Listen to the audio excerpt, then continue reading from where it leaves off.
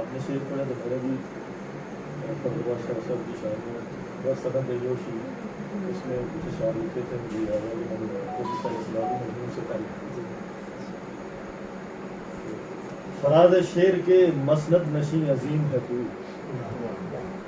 فراز شعر کے مسند نشیں عظیم ہے تو، شعور و فہم کو تجھ پر یقین عظیم ہے تو، اور رہے وفا کے مسافر مقام سچ کے مکین، وقار شعر و ادب ہو صداقتوں کے امین، حکومتوں کا ہے لالچ نہ دل میں کوئی بھی ڈر، تو رات میں ہے اجالا بنا ہے باب سحر، تیرے سخن نے ادب کو نیا مزاج دیا، مزاحمت کو نئی شان سے رواج دیا، اور علم اٹھا کے حسینی صدا کھڑے ہی رہے، یزیدیت کے مقابل میں تم ڈٹے ہی رہے، بڑے یقین سے تم نے رہے وفا کو چنا، نہ آرزو ستائش نہ جستجو صلا، اس ایک مقام پہ قدرت نے سرفراز کیا، جہاں کی ہر سخت تمنا سے بے نیاز کیا، اور سبھی کھڑے ہیں ادب سے تمہارے نام کے بعد، ہے لا زوال غزل بھی تمہاری شام کے بعد، شہ سخن تیرا کردار ایک خزینہ ہے،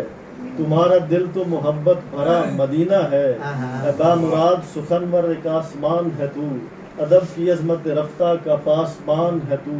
ہمارے پاس ہو فرحت یہی غنیمت ہے، اے سوز ساز محبت تیری عنایت ہے.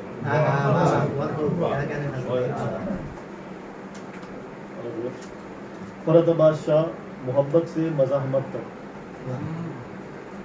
یہ جو فرحت ہے نا میں نے تو سنا ہے کوئی، یہ جو فرحت ہے نا میں نے تو سنا ہے کوئی، چاند سا نکلا ہے اردو کے دبستانوں میں. فرحت بادشاہ ایک ملٹی ڈائمینشنل شخصیت کے مالک ہیں. قدرت نے انہیں صلاحیتیں اور تخلیقی جواہر عطا کرتے ہوئے بڑی فیاضی سے کام لیا اور ان کو بے پناہ ٹیلنٹ سے نواز کر اس دنیا میں بھیجا. انہوں نے اپنی خدا داد صلاحیتوں، انتھک محنت اور جد و جہد کے بلبوتے پر اپنے نام کا لوہا منوایا. جس شعبہ زندگی میں بھی کام کیا کمال کر دیا. ان پر ہر سطح پر اللہ تعالیٰ کا فضل و کرم شامل حال رہا. ان کو ملکی اور بین الاقوامی سطح پر کھلے دل سے تسلیم کیا گیا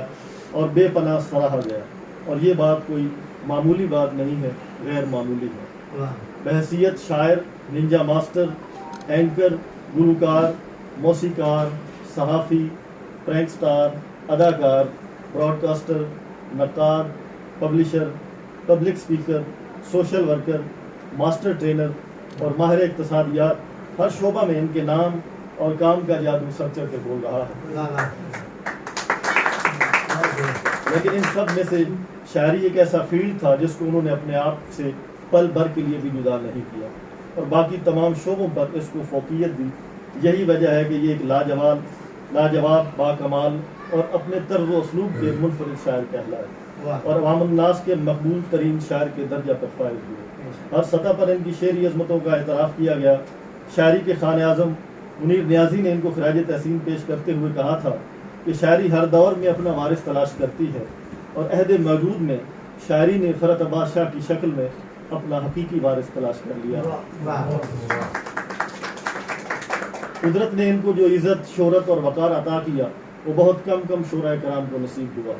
مجھے ایسے لگتا ہے کہ فرحت بادشاہ نے قدرت سے صرف اور صرف شاعری ہی مانگی تھی اور قدرت نے بھی ان کو یہ جوہر عطا کرتے ہوئے کسی بخل سے کام نہیں لیا بلکہ ان کو شاعرانہ عظمتوں کا امین بنا دیا. انہوں نے اپنی شاعری کے ذریعے ہماری دو نسلوں کو متاثر کیا ہے. ان کے ہاں احساسات و جذبات کی نازک پرتوں کا اظہار نہایت سہولت، پختگی، رچاؤ اور انتہا درجے کی بے ساختگی سے ہوتا ہے. ویسے تو قدرت نے شام کے بعد جیسی لازوال غزل کہنے کے بعد ان کو امر کر دیا تھا، مگر ان کی کتاب مزاحمت کریں گے ہم ان کا وہ روپ بھی ہمارے سامنے لائی جس کی جھلک ان کی شاعری میں پہلے کم نظر آتی تھی. مگر اس کتاب میں انہوں نے کھل کر اظہار کر دیا. ان کے تازہ ترین شعری مجموعے مزاحمت کریں گے ہم نے ان کا انداز عہد موجود کی تلخیوں اور سچائیوں کا بے باک، بے لاگ اور غیر جانبدارانہ اظہار ہے. انہوں نے اس کتاب میں شاعری کو نیا خون اور نئی دھڑکنیں عطا کی ہیں اور یہ کتاب ان کی نئی منزلوں کی جانب سفر کا نقطہ آغاز بھی ہے. کیونکہ فرحت بادشاہ فلسفہ تلاش و جستجو کے قائل ہیں اور ان کے نزدیک تلاش ہی منزل ہے. مزاحمت کریں گے ہم میں فرات بادشاہ اپنے مزاحمتی رنگ میں پہلے سے زیادہ مربوط انداز میں جلوہ گر ہوئے ہیں، اور یہ مجموعہ جرأت و بے باکی، حریت و حمیت، عزم و استقلال، حوصلہ مندی، ثابت قدمی، مقصدیت، جامعیت اور حقانیت کا مرکب بھی ہے، اور ان کٹھن رستوں پر چلنے والوں کے لیے وہ روشن مینار ہے جس کی روشنی نئی سمتوں کا تعین بھی کر رہی ہے۔ بہت اچھا ہے۔ عوام اور معاشرے کے ساتھ جڑت نے اس کتاب کو بے مثال اور مقبول عام کر دیا ہے۔ آج کے مشکل ترین دور میں جب لوگوں پر زمین تنگ کی جا رہی ہے اور جینا مشکل بنایا جا رہا ہے، اس کتاب کا منصۂ شہود پر آ جانا ایک نعمت سے ہرگز کم نہیں ہے۔ اور پھاڑوں نہ گرے باندھ دما دم نہ کروں میں، پھاڑوں نہ گرے باندھ دما دم نہ کروں میں، احساس کو اظہار سے باہم نہ کروں میں روز اٹھاتا ہوں کسی خواب کی میت، میں روز اٹھاتا ہوں کسی خواب کی میت، اور آپ یہ کہتے ہیں کہ ماتم نہ کروں میں روز اٹھاتا ہوں کسی خواب کی میت، اور آپ یہ کہتے ہیں کہ ماتم نہ کروں میں، اور صد حیف جو مظلوم کی آواز نہ بن پاؤں، صد حیف جو مظلوم کی آواز نہ بن پاؤں، صد حیف اگر شیر کو پرچم نہ کروں۔ بہت اچھا ہے، بہت اچھا ہے، واہ واہ واہ۔ یہ کتاب ایک ایسے وقت میں شائع ہوئی جب بالعموم پوری دنیا اور بالخصوص ہمارا معاشرہ بہت سارے چیلنجز اور خطرات سے نبرد آزما ہے اور اپنی بقا کی جنگ لڑ رہا ہے۔ یہ کتاب معاشرے کے ناصوروں کی نشاندہی کے ساتھ ساتھ ان کا قلع کما کرنے کی تجاویز بھی پیش کرتی ہے، جیسا کہ کسی دھرنے نہ کسی دونس نہ میں خانوں سے، کسی دھرنے نہ کسی دونس نہ میں خانوں سے، انقلابات ہیں مظلوم کی شریانوں سے، لے گیا چھین کے تو آج جمع پونجی بھی، لے گیا چھین کے تو آج جمع پونجی بھی، ٹیکس کے نام پہ ہم سوختہ سامان، لے گیا چھین کے تو آج جمع پونجی بھی، ٹیکس کے نام پہ ہم سوختہ سامانوں سے۔ کچھ عرصہ سے ادبی منظر نامے پر مسلسل ایسی شاعری آ رہی تھی اور لائی جا رہی تھی جو صرف مصرع سازی اور قافیہ پیمائی کہلوانے کے ہی قابل تھی،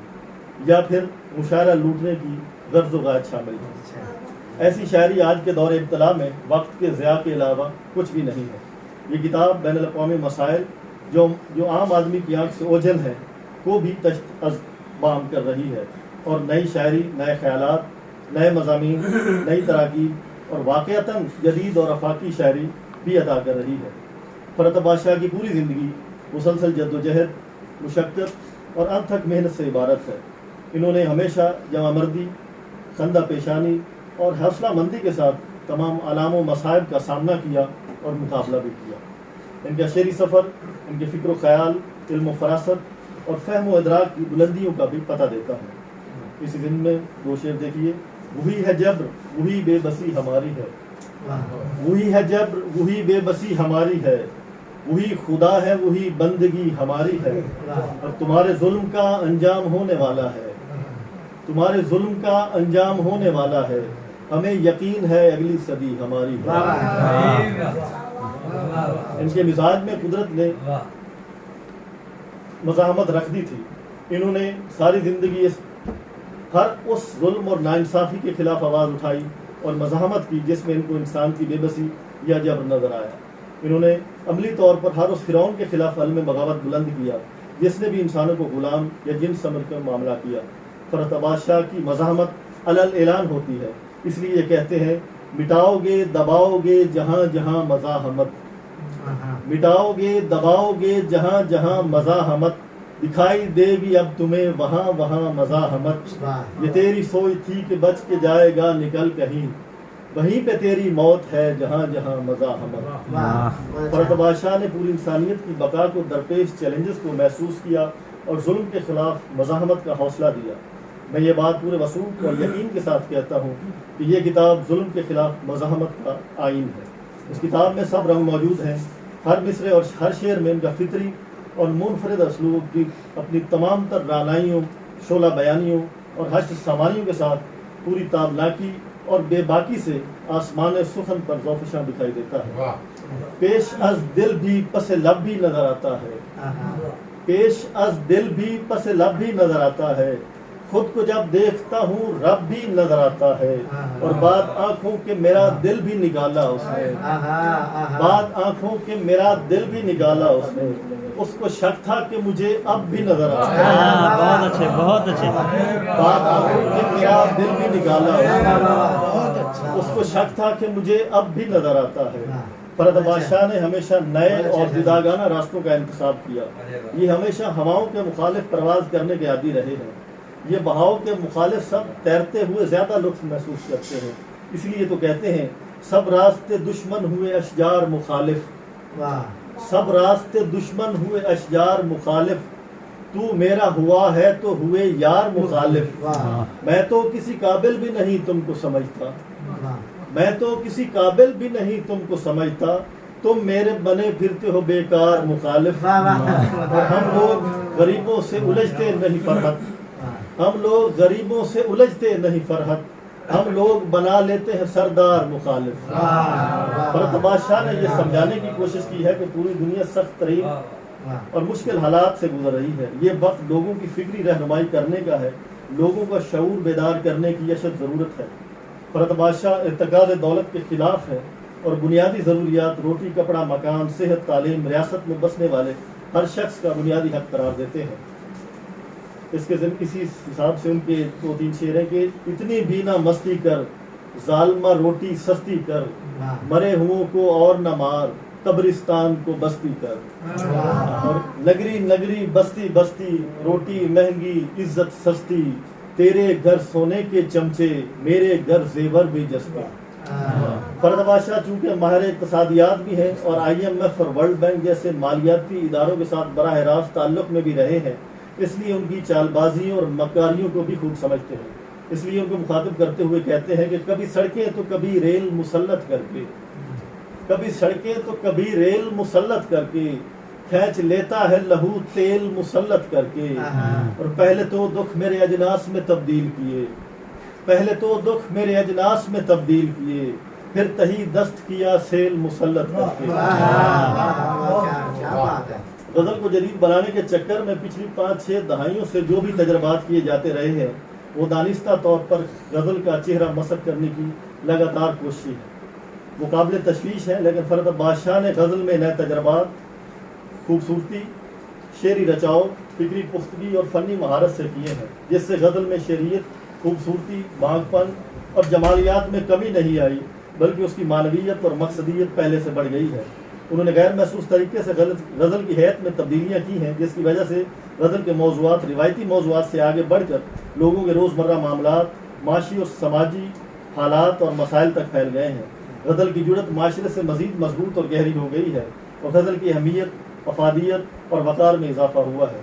غزل کا کینوس وسیع کر کے نئے شعراء کے لیے امکانات کے دروا کر دیے ہیں۔ اس سے آنے والے دنوں میں غزل نئے اور جدید راستوں پر کامیابی سے سفر کرتی رہے گی۔ اور آخر میں ان کے غزل کے 2-3 اشعار کے، یہ بات طے ہے اسے شعر کا پتہ ہی نہیں، یہ بات طے ہے اسے شعر کا پتہ ہی نہیں، کہ جس نے فرحت عباس کو پڑھا ہی نہیں، یہ بات طے ہے اسے شعر کا پتہ ہی نہیں،